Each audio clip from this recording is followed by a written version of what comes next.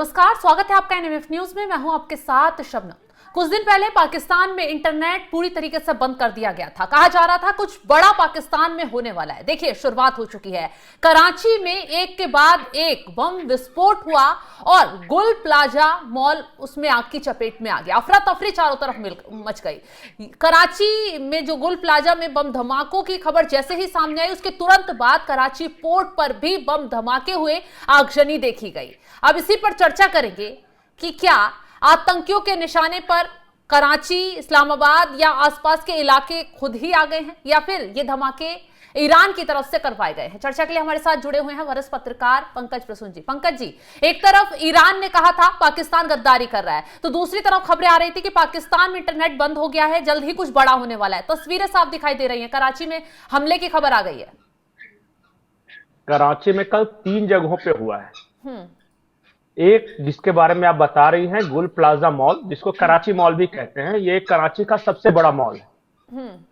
और इसमें ये कहा जा रहा था कि दाऊद इब्राहिम वगैरह के पैसे लगे हुए हैं और इसे एक नर्व सेंटर बोल सकते हैं।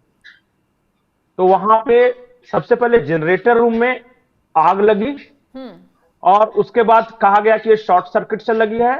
फिर उसके बाद एक धमाके सुने गए हैं वहां पे और 1400 दुकानें खाक हो गई। 1400 दुकानें, मतलब पूरा मॉल जलकर खाक हो गया। हाँ, तस्वीरें बता रही है, बिल्कुल बर्बाद हो गया वो मॉल। और इसके अलावा 1 दर्जन के करीब लोग मरे हैं वहां पे इस आग में जलकर। लेकिन इस आग की एक अलग कहानी सामने आ रही, जो कि पाकिस्तानी मीडिया में चल रही है। क्या कहानी है? कहानी यह है कि एक हुज़ैफा उर्फ अब्दुल गफार, ये लश्कर का एक टेररिस्ट है, मतलब कमांडर है। अभी कुछ दिनों पहले इसी मॉल में ये अब्दुल गफार की पत्नी की संदेहास्पद मौत हो गई थी। अच्छा। और इसने रिक्वेस्ट किया था कि मेरी भी जान को खतरा है, पर पाक आर्मी ने इसको Z+ सिक्योरिटी देने से इनकार किया था अब्दुल गफार को। तो कहा यह जा रहा है कि हो सकता है कि ये सबोटेज ऑपरेशन हो, जहां आईडी का इस्तेमाल हुआ है, क्योंकि जो धमाके हैं वो आईडी के धमाके हैं। क्योंकि जब गैस सिलेंडर का धमाका होता है ना, तो उसका अलग तरीके से होता है, वो फैलता है। और जो आईडी वाले धमाके होते हैं वो बड़े स्पेसिफिक होते हैं। दोनों के बीच का फर्क आराम से कोई भी एक्सपर्ट होगा तो बता देगा। ये जो गुल प्लाजा मॉल में जो हुआ है, उसमें आईडी विस्फोट भी है। अच्छा। किसी ने पहले आग लगाई और आग लगाने के बाद उस आग की गर्मी से वो आईडी सब फटा है। और कराची पोर्ट इस वजह से हुए हैं। ये तो गुल प्लाजा वाला कराची पोर्ट पे भी 2 जगह हुए। एक हुए हैं मिलिट्री वेसल्स उनका था, जिसमें पाकिस्तान आर्मी की ओर से कहा जा रहा है कि उसमें बैटरीज थे और बहुत सारे सामान जो इलेक्ट्रॉनिक्स आइटम्स थे वो सब आ रहे थे, तो वहां पे आग लगी है। और दूसरा धमाका हुआ है कार्गो में, जहां रखा रहता है सामान, वहां पे हुआ है। उसके बारे में कहा जा रहा है कि बहुत सारे आर्म्स एम्युनिशंस वगैरह रखे हुए थे। तो वहां विस्फोट हो गया है और यहां जला है। तो पंकज जी, ये तो मान लिया जाए कि जिस तरीके से ईरान ने अभी हाल ही में मुनीर को गद्दार कहा, पाकिस्तान को धोखेबाज बताया, इस हमले के पीछे ईरान का हाथ माना जाए या फिर कहानी कुछ और है? नहीं, मैं कैसे मान लूं जब तक कुछ प्रूफ नहीं रहेगा। तो ऐसे कुछ भी नहीं बोल देना। उसमें हकीकत यह है कि कल एक डिफेंस अटैची है, ईरान के पाकिस्तान में रहते हैं। हाँ। उन्होंने एक स्टेटमेंट दिया था कि जो ईरान में जो कुछ भी हुआ है उसमें हमारे रीजनल प्लेयर्स का हाथ है। उन्होंने रीजनल प्लेयर्स का इस्तेमाल किया था, मतलब पाकिस्तान और 2 जगह। अब रीजनल प्लेयर्स उन्होंने कहा है, पाकिस्तान की ओर से इशारा होगा साफ तौर पे, क्योंकि अफगानिस्तान, भारत और उनका जो इराक वगैरह, इराक हो सकता है। तो उनका कहना था कि स्पेसिफिक की रीजनल प्लेयर शामिल थे। दूसरा सबूत यह है कि 6000 हथियार पकड़े गए हैं और आजाद कुछ प्रोविंस है उनका वहां पे, और ये पाकिस्तानियों के पास से पकड़े गए हैं। अच्छा। ईरान सरकार ने, वहां की सरकारी मीडिया में इस बात की चर्चा थी कि जो स्टारलिंक वाला जो था, वो 50,000 जो रिसीवर्स हैं वो ईरान के अंदर आए कैसे, क्योंकि वो तो बैंड थे ईरान में, वो कैसे आए हैं। तो जो इंटेलिजेंस के चीफ हैं ईरान के, उन्होंने कहा कि ये वाया पाकिस्तान के रास्ते आए हैं।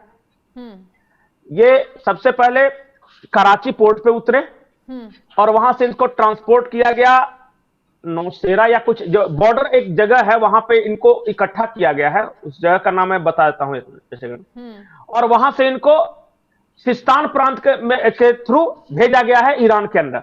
अच्छा। और जो हथियार थे सारे इजरायली और अमेरिकन हथियार थे। ड्रग्स की खेप भेजी गई है, स्टारलिंक डिवाइसेस भेजे गए हैं और हथियार भेजे गए हैं। तो ये तीनों, अब उनका ये कहना है कि वी विल रिवेंज, बदला लेंगे। तो ये जो मॉल वाला है, ये है लश्कर का नाम इसमें आ रहा है, लेकिन जो पोर्ट वाला है उसमें कहा जा रहा है कि जो कार्गो में जहां पे विस्फोट हुआ उसमें हथियार रखे हुए थे जो कि अमेरिका और इजराइल से आए थे। तो उस पर माना जाए कि ईरान का हाथ हो सकता है, हालांकि क्लियर रिपोर्ट नहीं है, लेकिन आशंका जाहिर की जा रही है।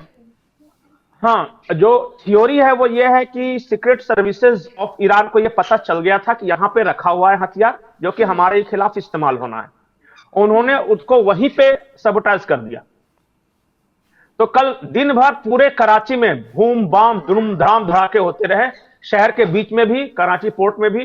और जो मिलिट्री वेसल में जो आग लगी है, कहा जा रहा है कि वो ऐसे चीजें थे, आपको तो पता है ना कराची में इस तरह इलेक्ट्रॉनिक आइटम से बम बनाए जाते हैं, बैटरीज का इस्तेमाल करके बम बनाए जा रहे हैं, उसके लिए वो खेप आया था।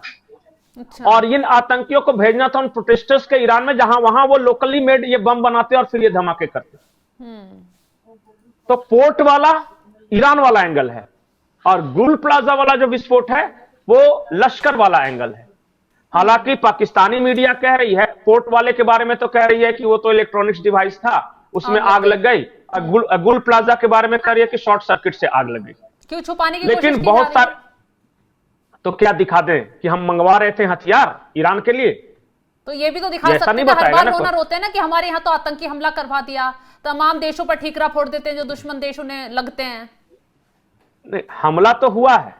हाँ। लेकिन अब किसने हमला किया? जाहिर तौर पे पाकिस्तान अभी कह रहा है कि नहीं ये हादसा है, तो बहुत ज्यादा इसको ध्यान देने के, वहां के मीडिया को मना किया गया है पोर्ट वाला कवरेज करने से। अच्छा। ये वहां की सारी मीडिया गुल प्लाजा में लगी हुई है। मतलब वो इंटरनल चालाकियों का अंजाम अब पाकिस्तान को खुद भुगतने को मिल रहा है। ठीक है, ऐसे ही बर्बाद होते हैं। उनका फाइनेंशियल हब में अगर ये कैसा कल नजारा था पता है, जैसे हमारे मुंबई में 26/11 के वक्त था ना, हाँ। कुछ उसी तरह लोगों की चीखें निकल रही हैं, आग लग रहा है, बिल्डिंगें गिर रही है और पोर्ट से तो लोग भागते हुए देखे क्योंकि विस्फोटक थे ना। अब कौन किधर जाके गिरेगा, वैसा हालत था वहां पे, अफरा तफरी। और तीनों की टाइमिंग अलग अलग थी। ये जो गुल प्लाजा, ये तो सिर्फ मॉल में 1 दर्जन लोग तो सिर्फ मॉल वाले अगजनी मरे, जो कि पाकिस्तानी मीडिया बता रहा है। पोर्ट वाला तो इन लोग बता ही नहीं रहे, कुछ छुपाने की कोशिश की जा रही है। ठीक है, बढ़िया, छुपाने से थोड़ी तो कम हो जाता है दर्द। हाँ, बहुत बहुत शुक्रिया तमाम जानकारी देने के लिए। तो देखा आपने, कराची में एक के बाद एक बम धमाके हुए। पहले वहां के मॉल को निशाना बनाया गया और उसके बाद कराची पोर्ट पर ताबड़तोड़ तरीके से धमाकों की आवाज सुनाई दी। हालांकि सेना की तरफ से, सरकार की तरफ से छुपाने की कोशिश की जा रही है कि कोई आतंकी हमला हुआ है या किसी ने पाकिस्तान पर बड़ा वार किया है। अभी पाकिस्तान में इस वक्त अफरा तफरी का माहौल है क्योंकि स्थिति लगातार बिगड़ती जा रही है। कहा जा रहा है कि जो असीम मुनीर ने चालाकी दिखाई और देशों के साथ, अब उसका ही अंजाम पाकिस्तान को भुगतने को मिल रहा है। फिलहाल इस खबर को लेकर आप क्या कुछ राय रखते हैं, कमेंट बॉक्स में जरूर बताइएगा। और तमाम बड़ी खबरों की अपडेट के लिए आप हमारे साथ जुड़े रहें। नमस्कार।